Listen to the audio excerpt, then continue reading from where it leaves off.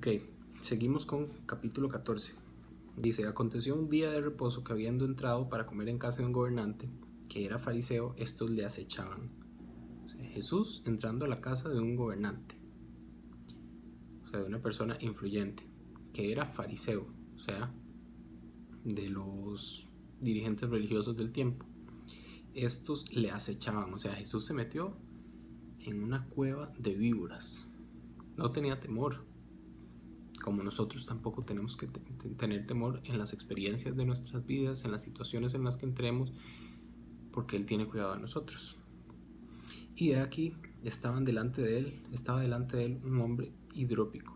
Entonces Jesús habló a los intérpretes de la ley y a los fariseos diciendo, en el capítulo 13 vimos que un maestro de la ley estaba enojado porque Jesús sanó en un día de reposo. Aquí Jesús cambia la estrategia y les dice, es lícito, o sea, es permitido sanar en el día de reposo.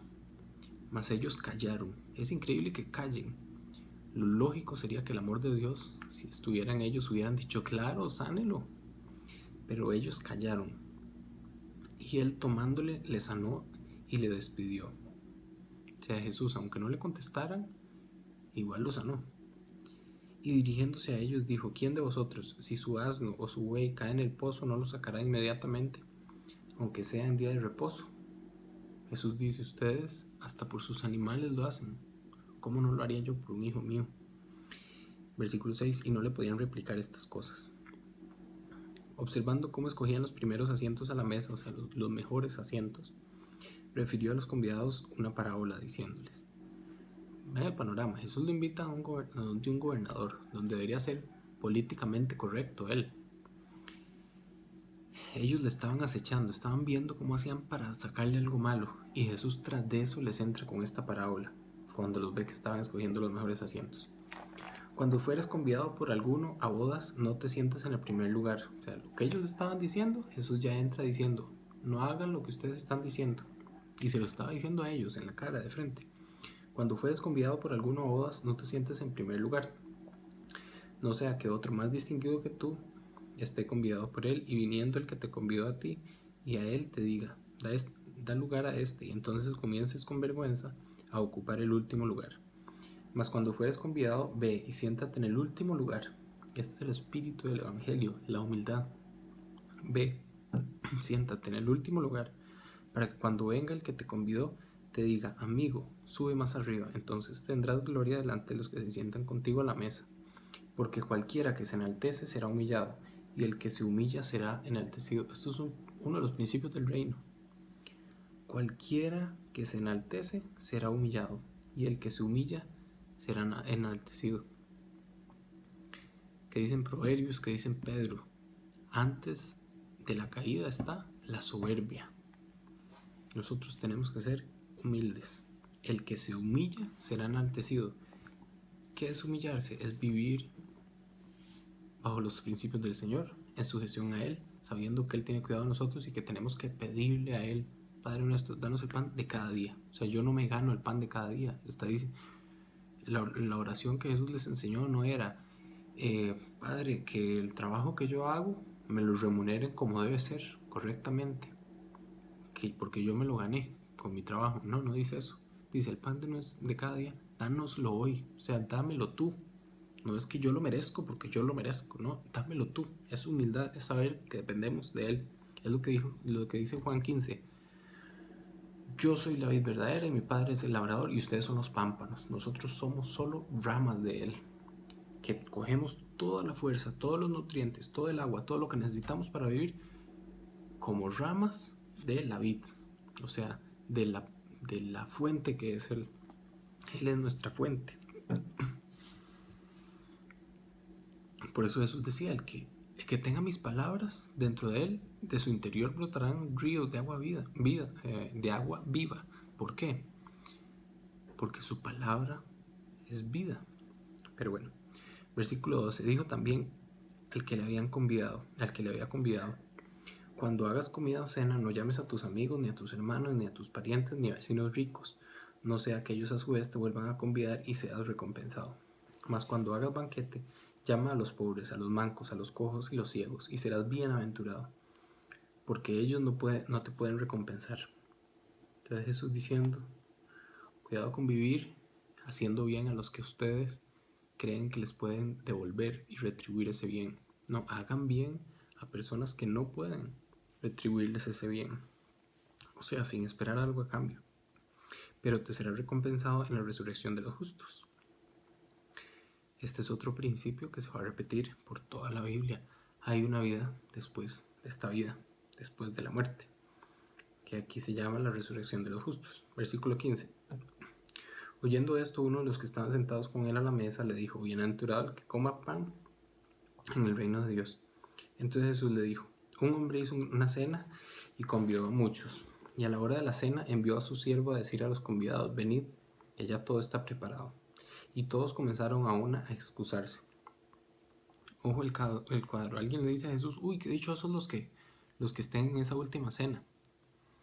Y Jesús indirectamente le va a decir, no, es que más bien mucha gente no va a querer ir a la cena. No quieren entrar por la puerta angosta. Prefieren la puerta ancha, que es el camino que lleva a la perdición. Bueno, versículo 17. Y a la hora de la cena envió a su siervo a decir a los convidados, venid, que ya todo está preparado. Y todos a una comenzaron a excusarse. El primero dijo, he comprado una hacienda y necesito ir a verla, te ruego que me excuses.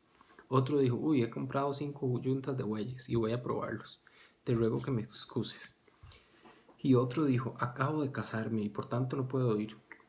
Vuelto el siervo hizo saber estas cosas a su señor. Entonces, enojado el padre de familia, dijo a su siervo, ve pronto por las plazas y las calles de la ciudad y trae acá a los pobres, a los mancos, a los cojos y a los ciegos.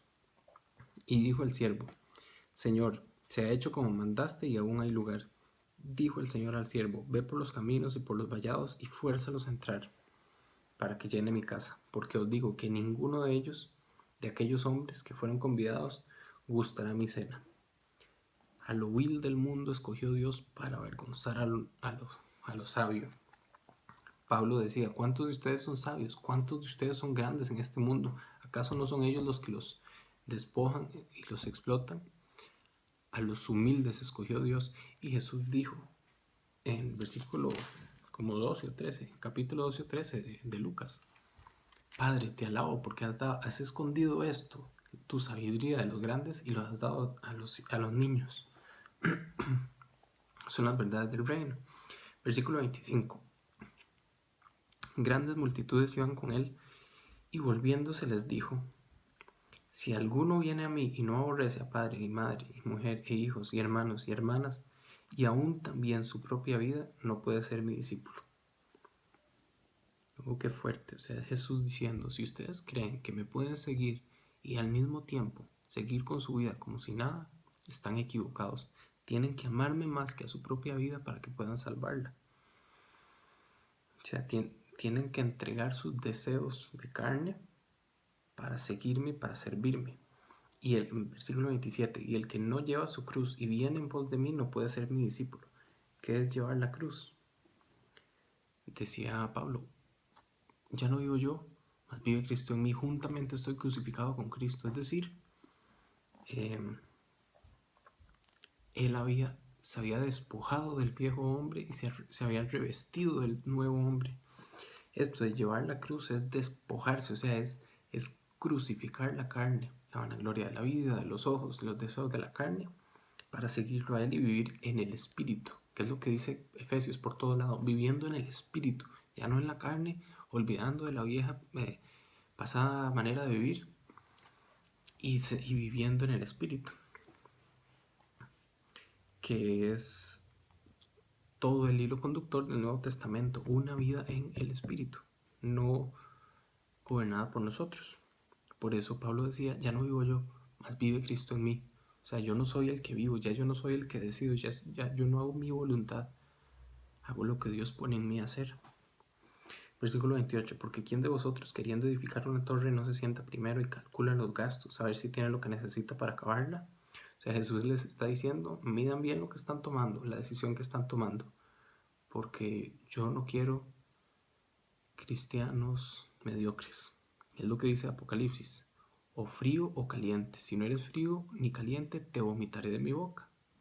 Porque Dios ama la santidad, la pureza y la entrega total, no medias entregas. Eso no existe. Versículo 29. No sea que después que haya puesto el cimiento y no pueda acabarla, todos lo vean y comiencen a hacer burla de él, diciendo, este hombre comenzó a edificar y no pudo acabar. Ah, sí, ese jugaba de cristiano y sigue haciendo los mismos pecados que antes. 31. ¿O qué rey, al marchar a la guerra contra otro rey, no se sienta primero y considera si puede hacer frente con 10,000 al que viene con él con 20,000? O sea, consideren bien la decisión que están tomando por mí, decía Jesús. Y si no puede, cuando el otro está todavía lejos, le envía una embajada y le dice, y le pide condiciones de paz. Así pues, cualquiera de vosotros que no renuncia a todo lo que posee, no puede ser mi discípulo. No hay que explicarnos mucho. A cualquiera de vosotros que no renuncie a todo lo que posee, no puede ser mi discípulo. Si alguien no está dispuesto a dejar el novio o la novia por Jesús, no puede ser mi discípulo. Si alguien no está dispuesto a dejar el alcohol, las drogas, el cigarro, por Jesús, no está dispuesto a ser su discípulo. Si alguien no está dispuesto a dejar las críticas, las burlas de sus compañeros de trabajo, de sus alumnos, de lo que sea, no puede ser mi discípulo. O sea, Jesús diciendo a cualquiera de vosotros que no renuncia a todo lo que posee, no puede ser mi discípulo. Antes había dicho, bueno, ustedes son la sal de la tierra. Aquí dice, buena es la sal. O sea, ustedes son la sal, buena es la sal. Mas si la sal se hiciera insípida, o sea, sin sabor, ¿con qué se sazonará? Ni para la tierra ni para el muladar es útil. La arrojan fuera. O sea, nosotros como cristianos somos la sal de la tierra. Pero si no salamos la tierra, no servimos para nada, sino para ser echados fuera. ¿Para qué sirve la ley? La sal, para evitar descomposición. Cuando no habían refrigeradoras le ponían sal a la carne para que no se descompusiera y sirve para sazonar, para dar sabor. Nosotros tenemos que no solo evitar la descomposición, sino dar sabor a la vida de los demás. El que tiene oídos para oír, que oiga. O sea, Jesús diciendo, olvídense de la teoría, acuérdense que tienen que aplicar esto, no solo escuchar, no solo oidores de la palabra, sino también hacedores. Tienen que ser, como la parábola esta que él dijo, bueno, los que escuchan mis palabras tienen dos opciones. Son como los que construyeron la casa sobre la roca o construyeron la casa sobre la arena. Los que la arena son los que oyen mi palabra y se les olvida. Los que construyen sobre la roca son los que oyen mi palabra y la ponen en práctica. Que Dios nos ayude a ponerla en práctica. Ok, vamos Lucas 15. Dice, se acercaban a Jesús todos los publicanos y pecadores para oírle. O sea, lo peor de las clases de ese momento. Y los fariseos y los escribas murmuraban, diciendo, este a los pecadores recibe y con ellos come. O sea, ellos no se juntaban con la prole, los fariseos, y estaban enojados de que Jesús se juntara con los publicanos y pecadores. Que ojo, es muy diferente. Mucha gente dice, ay, pero es que Jesús se juntaba con los pecadores, entonces yo puedo ir a los bares y puedo hacer aquí, puedo hacer allá. No. Dice que los publicanos y los pecadores se acercaban a Jesús para oírle, no que Jesús se acercaba a ellos. O sea, Jesús obviamente se acercaba a ellos, pero no iba a los lugares donde ellos estaban cometiendo sus pecados. No, ellos venían a Jesús y lo que Jesús sí no hacía era juzgarlos, sino que ellos llegaban para buscarlo, para sanarlo. Por eso él decía, no, yo no he venido a llamar a justos al arrepentimiento, sino a pecadores. Yo, el médico no ha venido a sanar a sanos, sino a enfermos, a personas que reconocen la necesidad de mí, decía él. Y le decían, a los pecadores recibe y con ellos come, versículos 3. Entonces Jesús les refirió esta parábola diciendo, ¿qué hombre de vosotros, teniendo 100 ovejas y pierde una de ellas, no deja las 99 en el desierto y va tras la que perdió hasta encontrarla? Y cuando la encuentra la pone sobre sus hombros gozoso. Y al llegar a casa reúne a sus amigos y vecinos diciéndoles, gozaos conmigo porque he encontrado mi oveja que se había perdido. Así nos ve Dios, como ovejas perdidas. Y las ovejas son los animales más tontos que existen. Él sabe que Él nos creó y sin Él no podemos vivir bien. Os digo que así Habrá más gozo en el cielo por un pecador que se arrepiente que por 99 justos que no necesitan de arrepentimiento. O sea, Dios ahí les estaba diciendo, vea, yo prefiero un publicano de estos que 99 de ustedes fariseos. O sea, ustedes son justos, que se creen justos, que no necesitan arrepentimiento. Prefiero este fariseo, este publicano que es pecador, sí, pero él sabe que tiene pecado, que tiene que arrepentirse. Versículo 8. ¿O qué mujer que tiene 10 dracmas, si pierde una dracma, no enciende la lámpara y barre la casa y busca con diligencia hasta encontrarla? Y cuando la encuentra, el dracma es una moneda. Y cuando la encuentra, reúne a sus amigas y vecinas diciendo, gozaos conmigo porque he encontrado la dracma que se había perdido. Así os digo que hay gozo delante de los ángeles por un pecador que se arrepiente. Por eso Jesús decía, orad al Padre para que mande obreros a su mies, porque la mies es mucha y los obreros pocos, porque Dios realmente goza cuando una persona se salva. Y si hay gozo delante de los ángeles de Dios por un pecador que se arrepiente. Versículo 11. También dijo, un hombre tenía 2 hijos, y el menor de ellos dijo a su padre, Padre, dame la parte de los bienes que me corresponde, y les repartió los bienes. O sea, esta es la típica historia del hijo pródigo. Versículo 13. No muchos días después, juntándolo todo,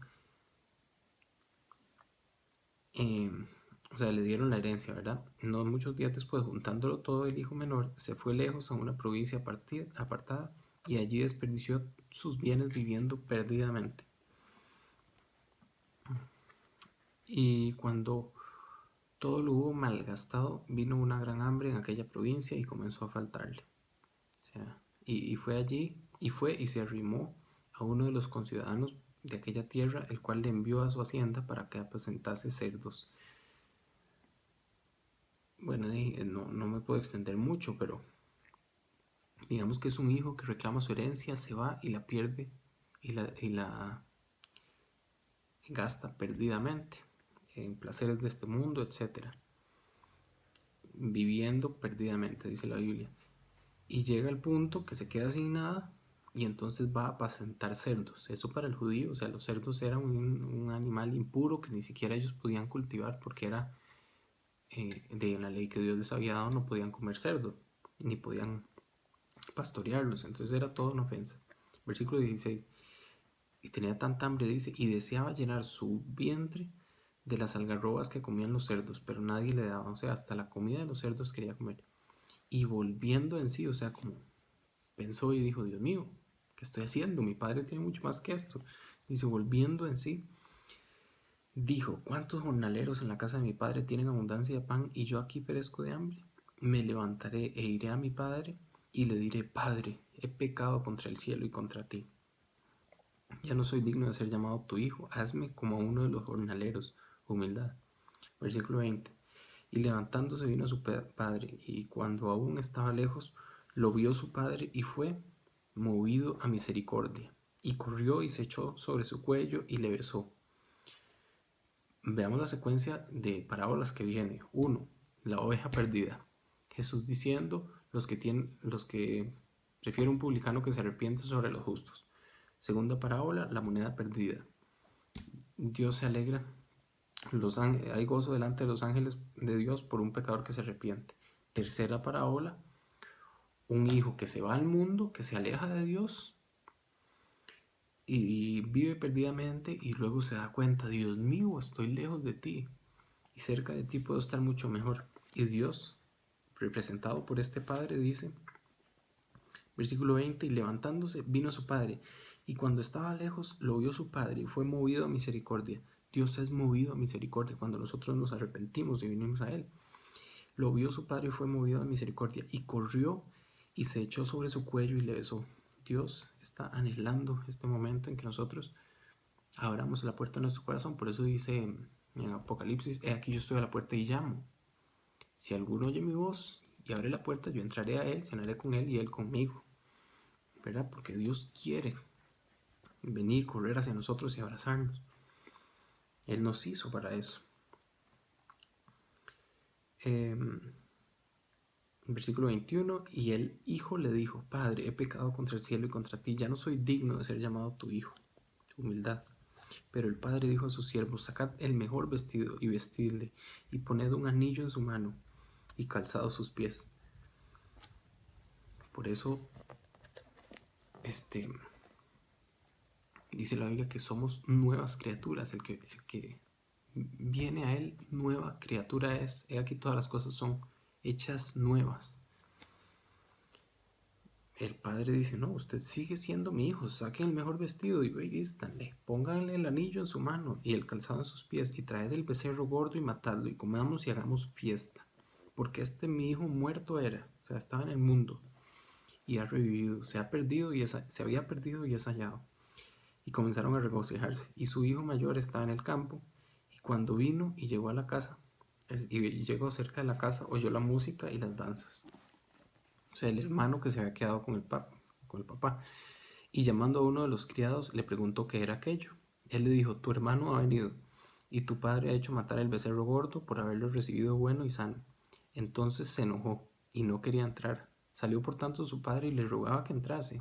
Mas él respondiendo dijo al padre: he aquí tantos años te sirvo, no habiéndote desobedecido jamás, y nunca me has dado ni un cabrito para gozarme con mis amigos. Pero cuando vino tu hijo, o sea, no dijo cuando vino mi hermano, dijo cuando vino tu hijo, que ha consumido tus bienes con rameras, has hecho matar para él becerro gordo. O sea, tras de que se va con toda la herencia, lo gasta con rameras, tú vienes y lo recibes así y has hecho matar para él el becerro gordo. Él entonces le dijo: hijo, tú siempre estás conmigo y todas las cosas mías son tuyas. Mas era necesario hacer fiesta y regocijarnos, porque tu hermano, era muerto y ha revivido, se había perdido y es hallado.